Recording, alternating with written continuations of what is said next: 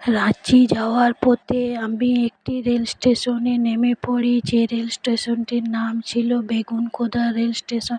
সেই rail station সম্বন্ধে আমার কিছুই জ্ঞান ছিল না।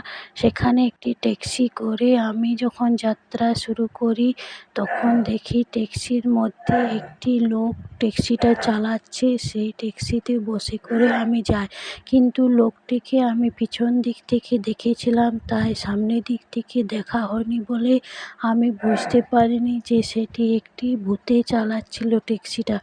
তারপর সেখান থেকে আমি চলে যাই, সে তার বাড়িতে নিয়ে যায়। বাড়িতে নিয়ে গিয়ে সে আজব কাণ্ড করতে থাকে। তখনও পর্যন্ত আমি তার মুখটি কিন্তু দেখতে পাইনি। সবসময় আমি পিছন দিকে বসেছিলাম। তারপর হঠাৎ দেখতে পেলাম যে লোকটি কী সব আজব কাণ্ড করছে। এই রাত্রের বেলা পেপার পড়ছে, সকালবেলা না পড়ে আবার অনেক কিছুই করতে থাকে, যা দেখে আমি হতভম্ব হয়ে যাই।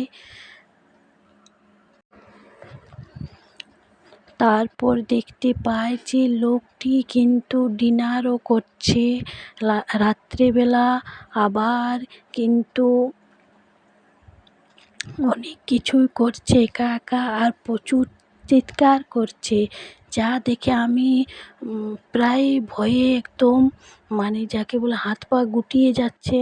তারপর দেখতে পেলাম কী সব যেগুলো মানুষের কাজ নয় সেগুলো করছে। এই দেখো ভূতটা, তখনও পর্যন্ত আমি বুঝতে পারিনি যে সে একটি ভূত। তারপর দেখছি যে সে একটি কান কেটে নিয়ে পরে খাচ্ছে। তখন আমি তার সামনের দিকে আসি এবং সামনের দিকে এসে তার বীভৎস মুখ দেখতে পাই। আমি তৎক্ষণাৎ প্রাণপণ ছুটে পালিয়ে যাওয়ার চেষ্টা করি।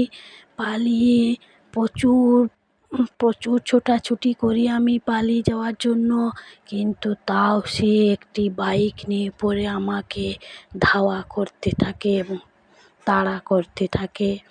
সে আলটিমেটলি আমাকে নাগাল পায়নি। আমি শেষ পর্যন্ত গিয়ে বাড়িতে পৌঁছাই এবং একটি ক্যালেন্ডারের মাধ্যমে সেই দিনের ঘটনাটা লিপিবদ্ধ করে রাখি। বাহ, ভগবানকে অশেষ কৃপা, থ্যাঙ্কস গড যে আমি বেঁচে গেলাম।